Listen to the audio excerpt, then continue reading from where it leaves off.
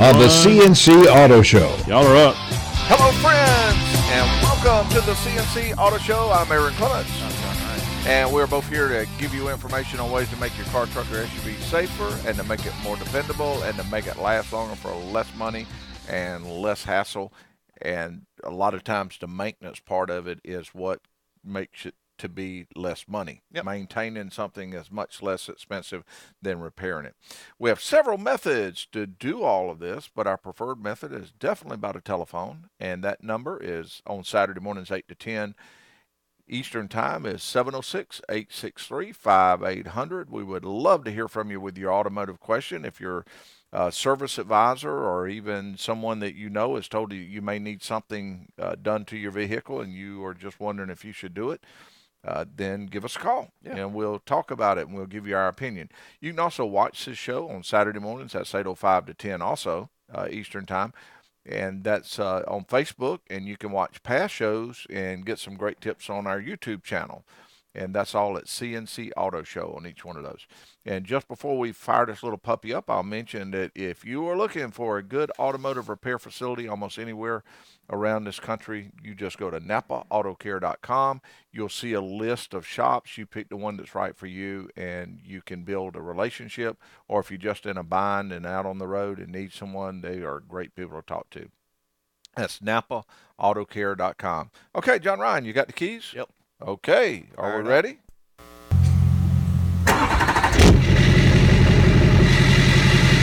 Wow, that one sounds real good. Yeah, it does. And that's a diesel Chevrolet truck. It is. Yeah. Firing up. Okay, fantastic. Okay, along with answering those automotive questions, we always like to have a theme. Today's theme has to do with teen drivers. If you have a teenager that might be driving soon, you might want to listen to this show because we'll be giving tips along the way about things that you can do to help that teenager to learn how to drive safely, keep them safe on the road. That is a very important thing.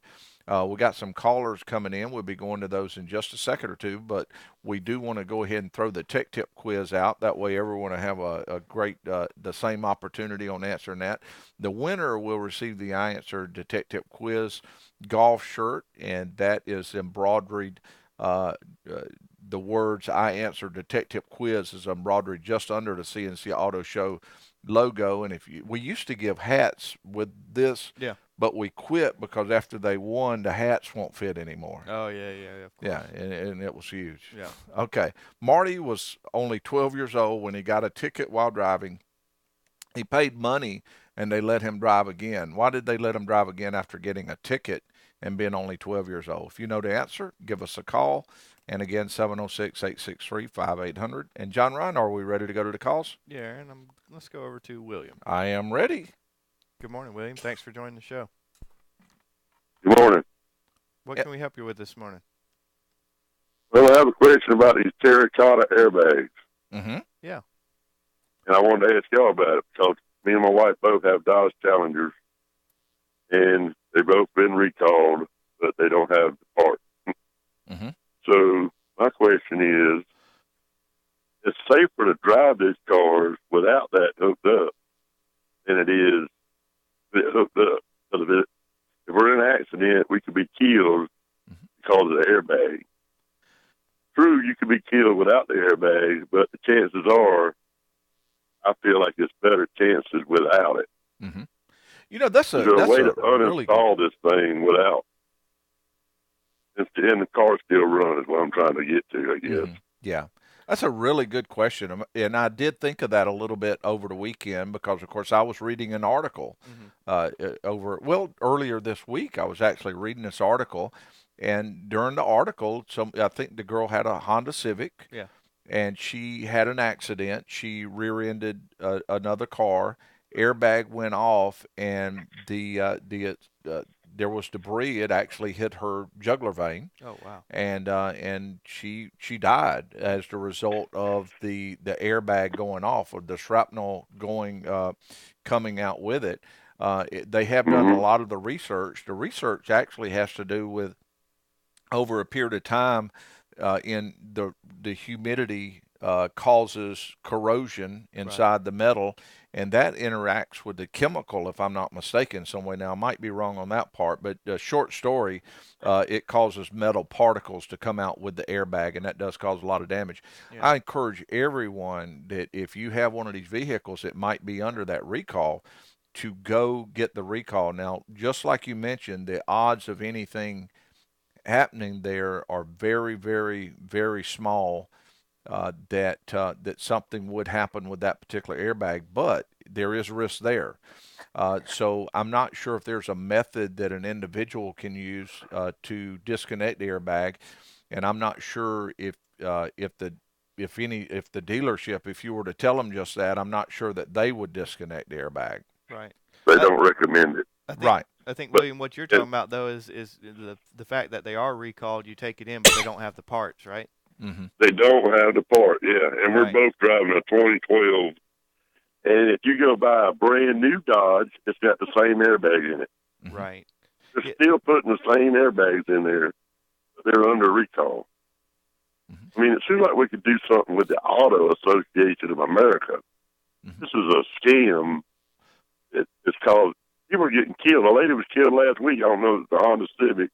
Mm-hmm. I heard about it on the news just last Tuesday or Thursday. Mm-hmm. She was killed from the airbag deploying, and it threw that metal out. I mean, That is a great you could question, hit a though. I mean, deer.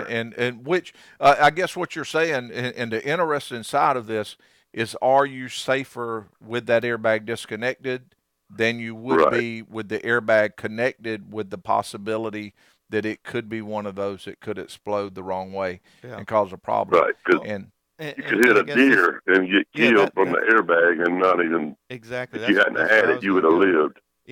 There's so many minor wrecks that a passenger comes out okay, like you mentioned, hitting a deer, a minor wreck, and then the possibility of that airbag coming out and totally changing the outcome of that wreck.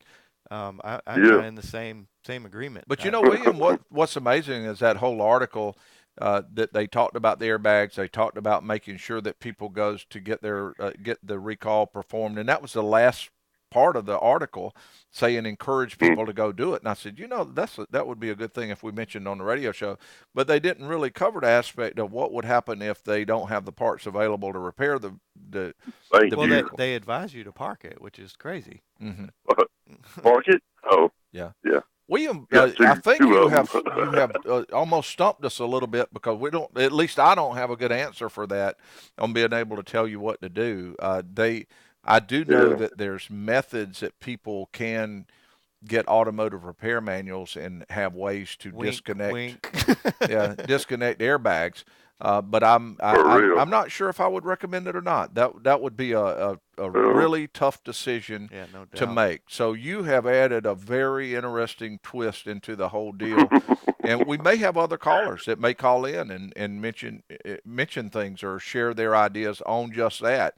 Are you safer disconnecting the airbag if it's one covered under that recall and they don't have the parts, or should you just leave it like it is and drive carefully and wait and take that chance? So great question. Yeah. And maybe we'll have other callers on the subject. All right, man. Thanks You've a added lot. an interesting twist to our show today, William. Thank you. Yeah. All right, man. Thank Okay. you. Thank you very much. Okay, the number to call is 706-863-5800. John Ryan, I'm not sure if we're going to have time Yeah, we're not. to take another caller right now. Hopefully they'll hang But on for us. if Steve and McCoot will hold just a little bit, then we will be right back with them and to answer their questions. And also, we'll be talking more about teenage drivers, and now we'll be talking probably a little bit more about airbags, the airbags that have been recalled. All of that and a lot more just after these messages.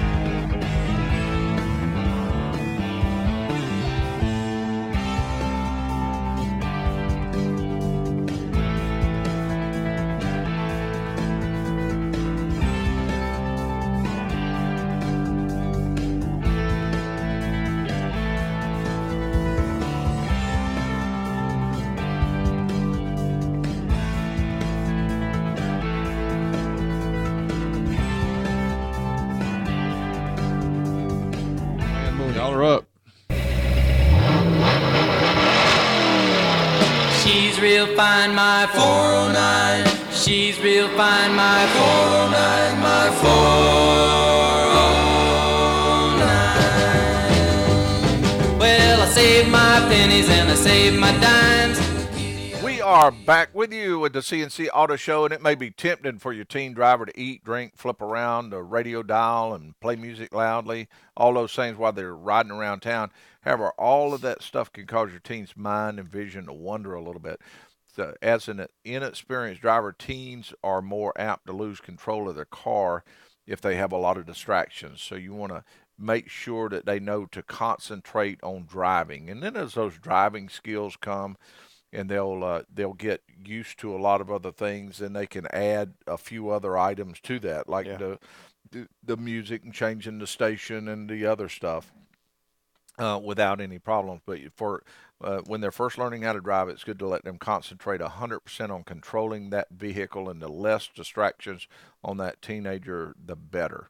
If you have questions about your car, truck, or SUV, give us a call, and the number is 706-863-5800, and that's 8:05 to 10 Eastern Time. And who will we be talking to? Aaron, let's go over to McCoot. Hello, McCoot, and welcome to the C&C Auto Show. And what can we help with? I'd like to answer your tech tip. Oh, perfect. Absolutely, we can do that. Okay, we're going to put you on stage. You are up on the stage, and we are ready for you to answer our tech tip quiz. This kid who was 12-year-old was driving a golf cart, and he was driving not in golf lane in some on the road. Oh, my he got goodness. a ticket. McCook, you evidently, see, you evidently don't know that we have some new shirts now.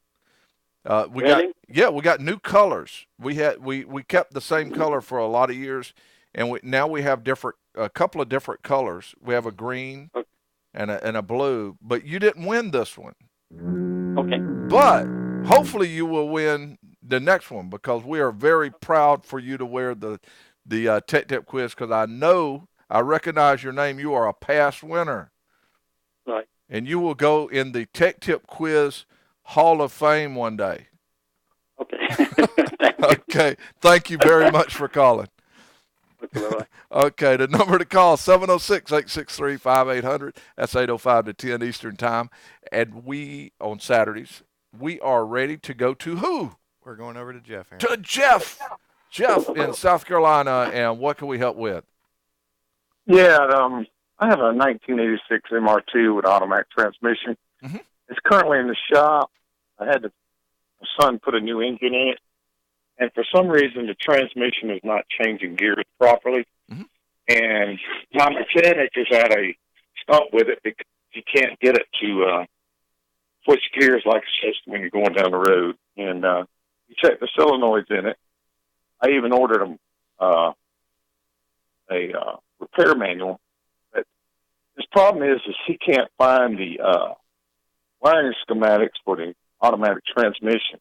Mm-hmm. I have one for 87 on, but I can't find them. So I just want to know if you could give me a tip on where to find it. Yeah, that's great. And who I could order it from. Jeff, I would say that's the very first one I've ever heard of with an automatic transmission, actually. Oh, okay. And that very well could be the issue. Yeah. No doubt. There's several different technical information sources. One that we use on a commercial side is All Data, which is a fantastic one. They use very good diagrams. A lot of times, like I said, if that vehicle's kind of a rare one, sometimes it's hard to find. If you give us a call at the shop, I'll be glad to at least look it up and see if that's something we can track down for you. Okay, well, I called a couple of weeks ago, and I talked to one of your personnel there, and they said they had no idea on it. So I was just wondering. You call either store, ask for Aaron or JR, and we'll still try and track that down for you. Yeah, a lot of times during our normal, if you were to look in some of our normal areas that we get it from, and we do use the professional software right on having stuff like that, it may say no. But I'll give you an example. I've got a large number of older books that are upstairs. Yeah. That they wouldn't even, a lot of the people around the shop area may not even know where they're at, much less where to look. Now, that may not necessarily have the wiring diagram we're looking for, but you never know. I mean, you might look in and have everything you need to look at that. And Jeff, real quick, you mentioned they replaced the engine, and I'm assuming the transmission shifted okay before that? Yes, it did. By any chance, could the orientation of the connectors on the solenoids be swapped or anything like that? Does everything look pretty Ooh, much good in tip. place? Good idea. Oh, I don't know, because it's been in the shop for 4 months now, and really, I'm aggravated with it, but I'm holding on to it because my dad gave it to me before he died of cancer, and Yeah, of course you wanted me to have it, so I'd like to get it back on the road. But John Ryan's got a good point. If it was working before the engine was replaced, that means it just about has to be something that had to do with replacing the engine. Yeah, it's going to be something in the wiring. I mean, it could be a simple, one ground that's not on the bell housing or something like that. That could be causing Another it. great tip. Mhm. I mean, yeah. Yeah. I'll relay that. And also, I got a tip. Somebody saying the hose, some little short hose on there, on the transmission for the air intake or whatever, has a lot to do with the transmission.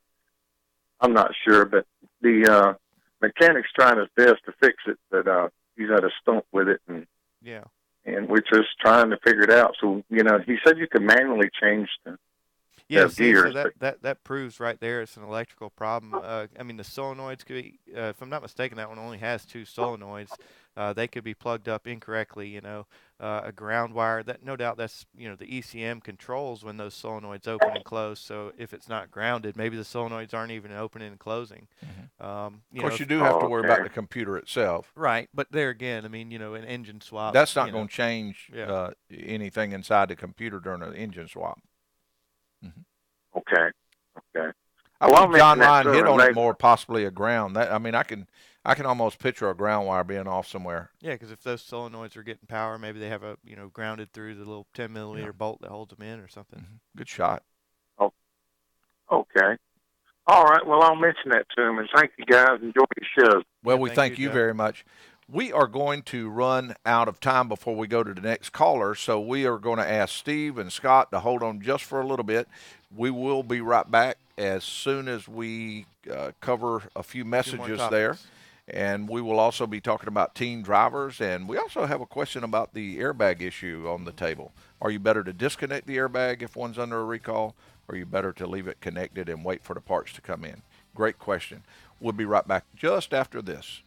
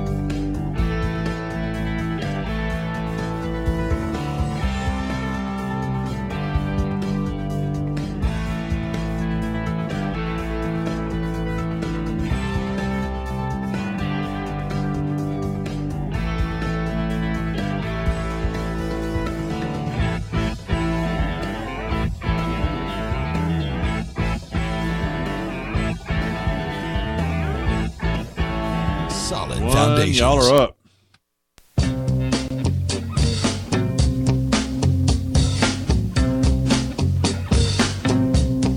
Mustang Sally.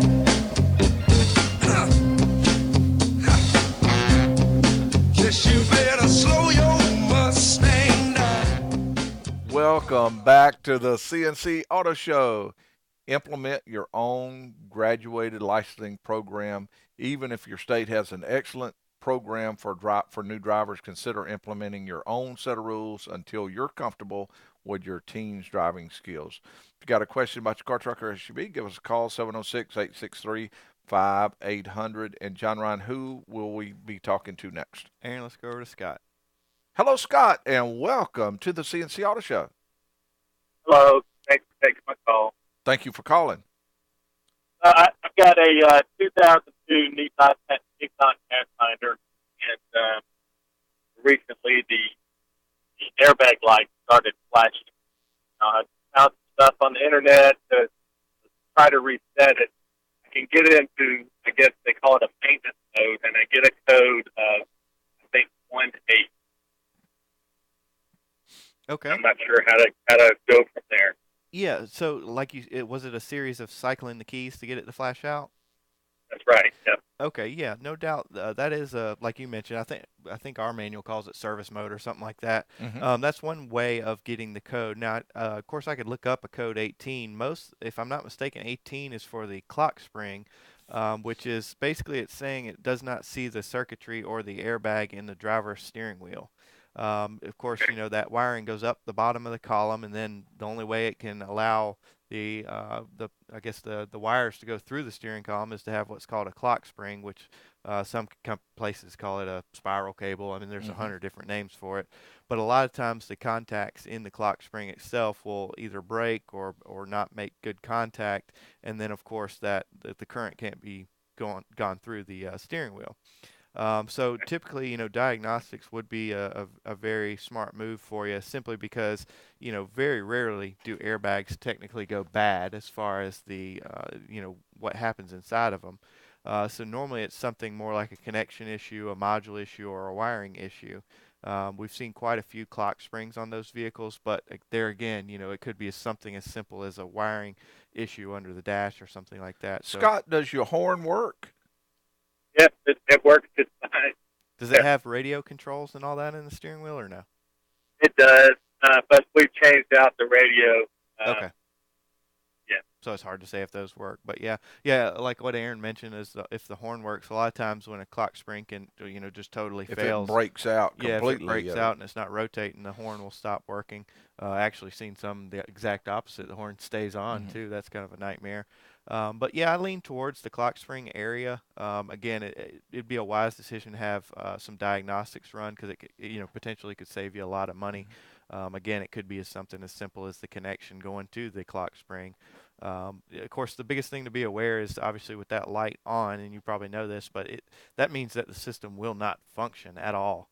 No matter what, wreck, spontaneous, anything, it will not deploy those airbags. So, but also, Scott, I'm the safety officer around here. Because he's and the of most course, reckless. I have to mention, it's because I've been in the emergency room the most. Yeah.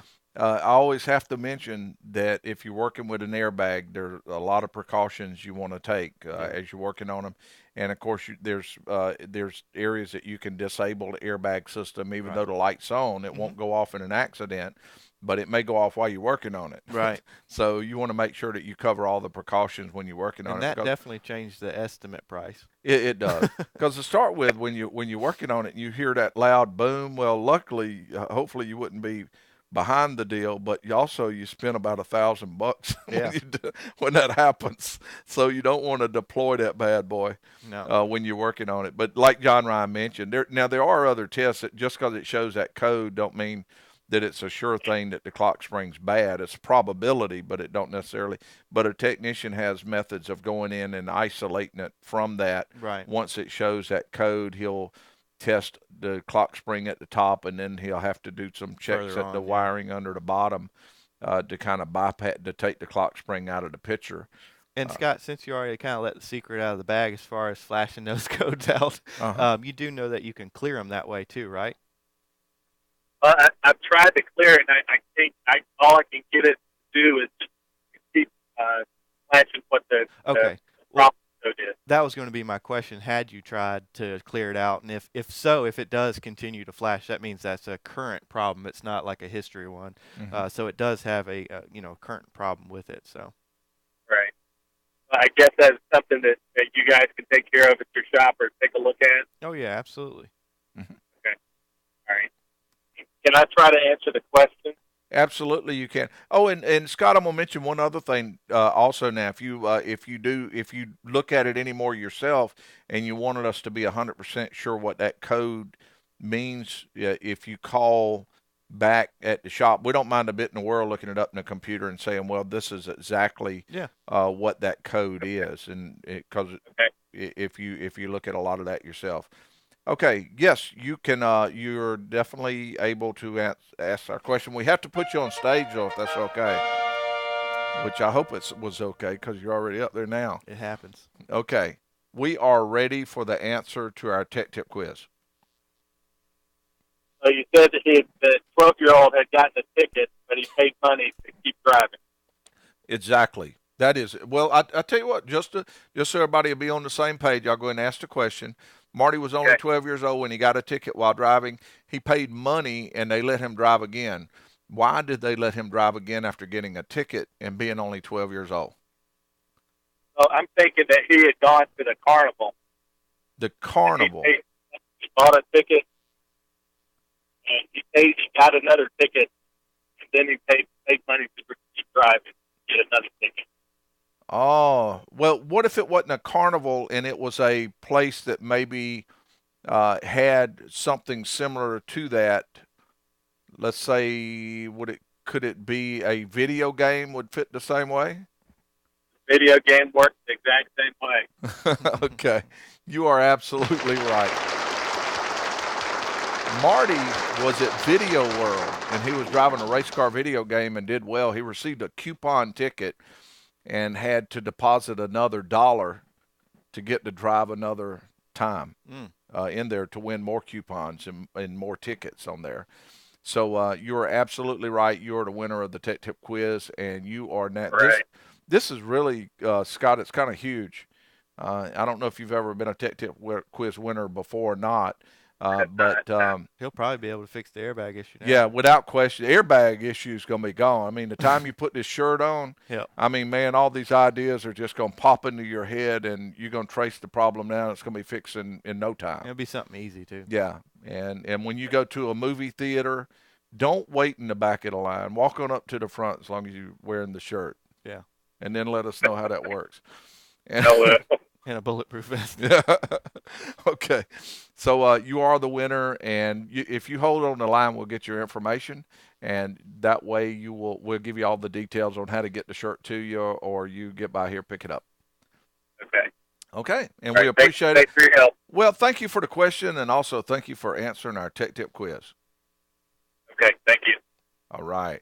Okay, the number to call, 706-863-5800. If you got a question about your car, truck, or SUV, you give us a call, and that's 8:05 to 10 Eastern Time. And we are talking about teenage drivers, so we want to give some more tips about that. I'm going to mention this one more time because I think it's important. A new driver needs to make sure that everyone in the car has their seatbelt on. Yeah. And this part's kind of hard to think about, but in a terrible accident, especially like a rollover accident, one unrestrained person can hurt a lot of other people inside that vehicle that are buckled up. So it's not just that one person at risk if they're in there without being buckled up. And you want to make sure that if there's a carload of people inside the vehicle, that they're not talking loud, cutting up, and all these other things. On beginning, that can definitely restrict, can affect a new driver, right? When they're used to that. So be careful with that part. And also, you want to help these kids to know when to make the right decisions, or how to make the right decisions as they're learning how to drive. You want to also, another thing is give that teenage driver the opportunity not to drive. Let's say that if they're somewhere and they don't feel comfortable, make them very comfortable calling you and saying, I just don't think I should drive home right now, or the traffic is real bad, I don't really want to drive. Or it's snowing. Exactly. and that way they can avoid being in unsafe conditions on doing that. Okay, so there's a lot of other things having to do with teenage driving. I'm going to mention one other one real quickly. Make sure that your child is able to go to driving school before they start driving a lot. Okay, we are going to need to take another quick break, and when we return, we'll be talking more about teen drivers, and we'll be ready to answer your automotive questions as soon as we return.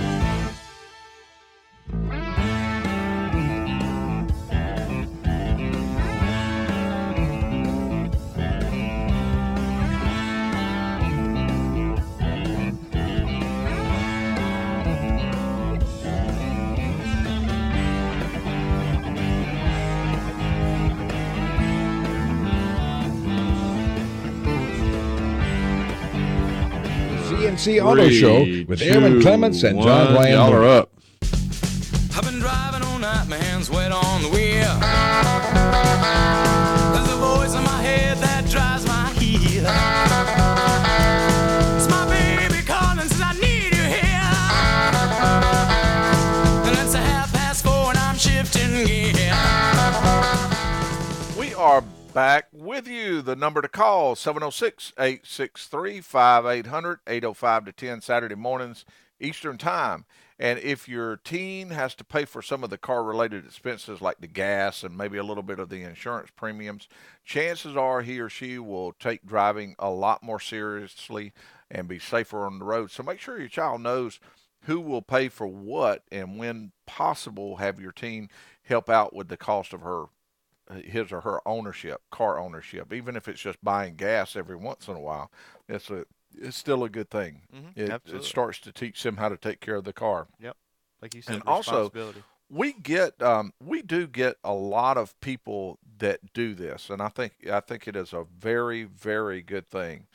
They allow their new driver to come down as they are having their car repaired. Right. And that new driver will stand there while the father or mother talks to the service advisor, lets him know what needs to be done to the car. And then I'll notice that they make sure that same driver comes down with them to pick the vehicle up so they'll know what questions. And you can tell that they're trying to teach their child responsibility, because they'll ask a lot of questions about the car.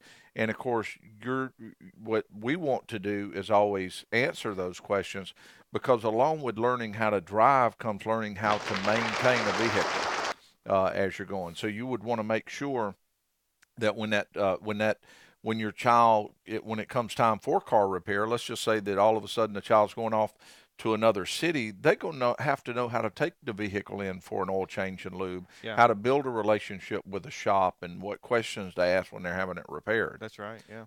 So all of that is very important. Are we ready to go to the calls? Yeah, Aaron, looks like we're going to go over to Joseph. I think that's perfect. Joseph, welcome to the C&C Auto Show, and what can we help you with today? Well, good morning to y'all. Just a quick mention. I wear prescription safety glasses. I wear them all the time. They're like, wire frame. I'd probably get plastic if I had to do over. But even if you don't have to have prescription glasses, with those Takata airbags, they said they throw out a lot of shrapnel. And if you don't wear glasses, you can look around and like these industrial supply places and stuff that carry safety equipment. Then if you wear a prescription, you'd have to call around and see who carries them or would order them for you. Because it sounds like those airbags is really widespread, and they claim they throw out a lot of shrapnel. And I know if I didn't have safety glasses, I would get safety glasses, even if my car isn't on a recall list or something. But it's something to consider, Yeah, definitely. Now, let me ask you this real quick.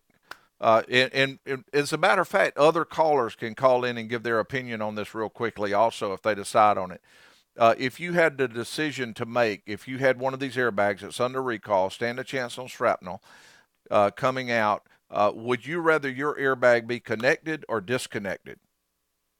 I'd rather have it disconnected. Disconnected. Okay. We curious. Oh, and now also the other thing I'll mention, of course, the safety glasses is a good thing, but for instance, that last girl that happened to, it actually hit the jugular vein in her neck, and she died. So of course you still, even with the safety glasses, there's still issues there. Okay, that's it.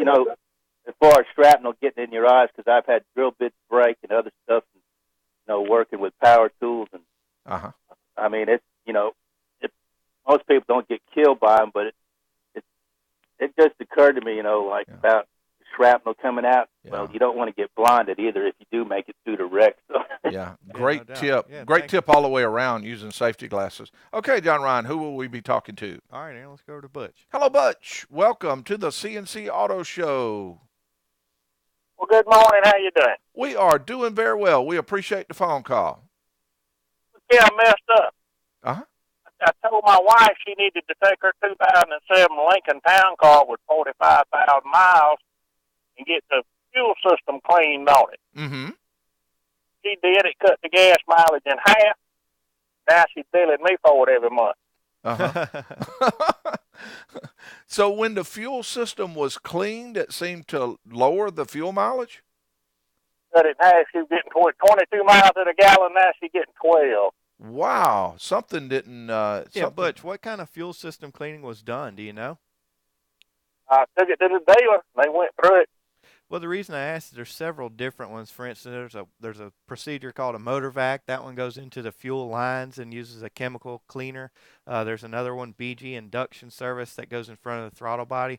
But the biggest thing is both these systems have something in common, and of course, obviously, they remove carbon. What I'm wondering is if they didn't reset what they call the keep alive memory. Now, no doubt, it probably wouldn't be that drastic, though. It should only be a mile or two, apart. I would definitely try and get that back in and see what's going on, because there could be no check engine light or anything like that, Son? No check engine light at all. Okay. Yeah, something's going on there with the metering of the fuel, because it definitely sounds like it's a lot more or a lot richer than it should be, obviously using that much gas. So something's going to be turning up there, whether it be, I don't know, if the check engine light would be on for this, but if the mass airflow was unplugged. That's what I was thinking, like wondering that. about the mass airflow.